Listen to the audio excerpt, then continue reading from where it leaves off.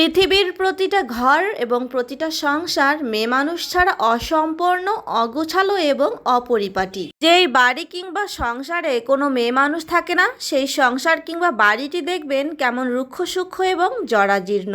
যেই মেয়েদের হাতের ছোঁয়া ছাড়া কোনো সংসার সেজে ওঠে না, সেই মেয়েদেরই নাকি নিজের বাড়ি হয় না। কথাটা শুনতে কতটা অদ্ভুত লাগে, তাই না? হ্যালো এভরিওয়ান, আসসালামু আলাইকুম। কি অবস্থা সবার? সবাই কেমন আছেন? আলহামদুলিল্লাহ, আমরা তো বেশ ভালোই আছি। দেখেন কি অবস্থা, বেলা বাজে 12টা আর বাপ বেটির ঘুম এখনো ভাঙছে না। তাই তো সকালে তেমন ভারী কোনো নাস্তা বানালাম না, শুধু চা আর বিস্কুট দিয়েই সেরে নিলাম। যেহেতু ঘুম থেকে উঠতে অনেক বেলা হয়ে গেছে, তাই হালকা পাতলা নাস্তা করেই আমরা দুপুরের খাবার খেয়ে নিয়েছি। আর আমি এই ফাঁকে সংসারের আরো অন্যান্য কাজগুলো সেরে নিচ্ছি। আর এই দিনটা কিন্তু আরিশার বাবার ডে অফ ছিল, আর আরিশার বাবার ডে অফের দিন কিন্তু আমরা কোথাও না কোথাও যাওয়ার চেষ্টা করি। আজও কিন্তু বাহিরে যাওয়ার প্ল্যান আছে, তাই তাড়াতাড়ি করে কাজগুলো সেরে নিচ্ছি। আর আজ কিন্তু দুপুরে বাসায় রান্না করছি না, বাহিরে তাড়াতাড়ি যাব, তাই একটু তাড়াহুড়া করছি। আর দিনের বেলাতেই যাব। আর বাহিরে থেকে এসে ঠিক করেছি যে রাতে রান্না বান্নাটা করে নেব।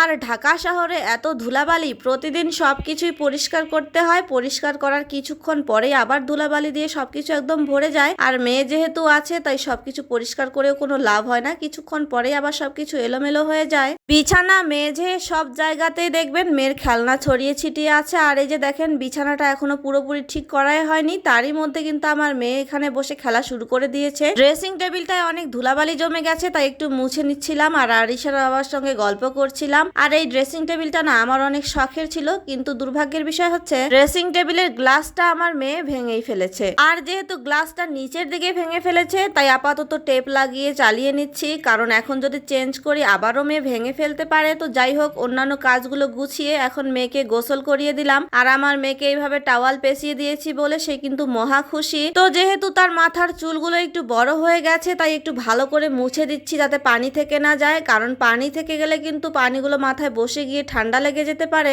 আর সে কিন্তু সাজুগুজু করতে ভীষণ পছন্দ করে। দেখেন তাকে ক্রিম লোশন এগুলো মাখাচ্ছি, আর সে কি সুন্দরভাবে দাঁড়িয়ে আছে, একটুও কিন্তু বিরক্ত করছে না। মায়েদের কিন্তু বাচ্চার পিছনেই গোটা একটা দিন চলে যায়, তারপরেও সংসারের আরো কত কাজ থাকে, তাই না? তারপরেও দেখবেন অনেকেই বলে যে একটা দুইটা বাচ্চা, তাতে আবার এত কিসের কাজ। তাদেরকে কিভাবে বোঝানো যায় বলেন তো? একলা হাতে একটা দুইটা বাচ্চা সামলিয়ে আবার সংসার সামলানোটা কিন্তু অনেকটা। তো যাই হোক, সংসারের কাজগুলো একটু মোটামুটি গুছিয়ে তারপর বাহিরে যাওয়ার জন্য একদম রেডি হয়ে নিলাম। আর এই তো দেখেন, আমরা এখন বাহিরের জন্য বেরিয়ে পড়েছি। আর বাহিরে যাওয়ার পর কিছু টাকা উঠিয়ে নিলাম, কারণ আমরা মার্কেটে যাচ্ছি, আর মার্কেটে গেলে তো অবশ্যই টাকার দরকার আছে। তো ফাইনালি দেখতেই পাচ্ছেন আমরা কিন্তু মার্কেটে চলে এসেছি। আর আজ কিন্তু ইচ্ছে আছে বরের পকেট একদম ফাঁকা করার। মেয়ের আর আমার জন্য কিছু কেনাকাটা করার আছে, তাই কিন্তু আজ মার্কেটে এসেছি। তো আজকের ভিডিওটি এ পর্যন্তই, আর বেশি দূর নিয়ে যাচ্ছি না, কারণ ভিডিওটি অনেক বড় হয়ে যাবে। ভিডিওটি যদি ভালো লেগে থাকে তাহলে অবশ্যই লাইক কমেন্ট শেয়ার করে পাশে থাকবেন। আল্লাহ হাফেজ।